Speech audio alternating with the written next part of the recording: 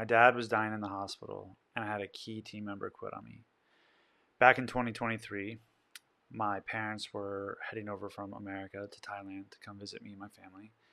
And my dad had a fall at the Tokyo airport, and he fell and broke his hip in two places. He had Parkinson's and had to board a plane from Tokyo to Bangkok.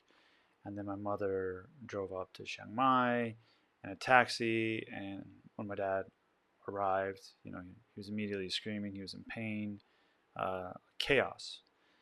And so while all this was going on, I had a team member who I hired off of Upwork, who I thought was going to be uh, a good team member.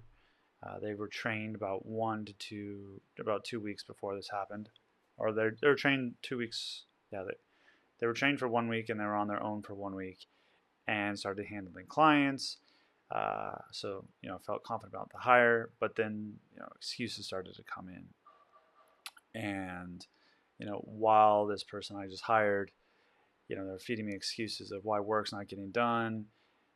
Little do they know that you know I'm going through this heavy stuff with my family, emergency crisis, and that's when I kind of realized that nobody really cares about your business as much as you do. This person, whatever they're going through, it's their own internal thing, right? And me, same thing. What I'm going through, my employees don't care, right? They want to get paid. So I have to like put my feelings aside, manage employees. I have to put my feelings aside, and I have to try and hire somebody new. So, when you're sitting there in the hospital room with your father, and then you receive a text message saying like, "Hey, sorry, I can't fill his position," and then you're thinking, "All right, cool. Uh, can you put in your 2 weeks? Can you give me 2 weeks?" And they say like, "Oh no, this is Friday, and by the way, like I'm out," and you're just like, "Okay, right? Like, what are you gonna do?" And so, that's when I realized that nobody's ever gonna come help you. Nobody cares about your business as much as you do. And to piggyback off all this, right? It would be great to say like, "Oh yeah, I had the systems in place and everything was a great hire." Moving on from that, and I had all these SOPs. I didn't. Um, but from this, what I learned is that if crap can hit the fan, it will hit the fan. And if you don't even have any moderate plans in place, um, you'll eventually have to scramble. And that's why they do fire drills at school, right?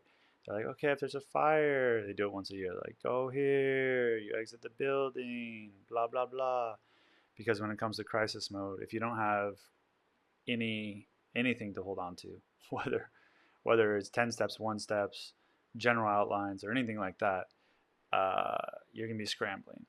So from this, I learned that I need to have better things in place for hiring people and managing people, because at the end of the day, nobody's going to care about your business as much as you do. So if you found this lesson valuable about entrepreneurship and owning a business, please like, subscribe, and also tell me about a time where you've had an employee up and quit and how you had to deal with it. Hope this helps, guys. Talk soon.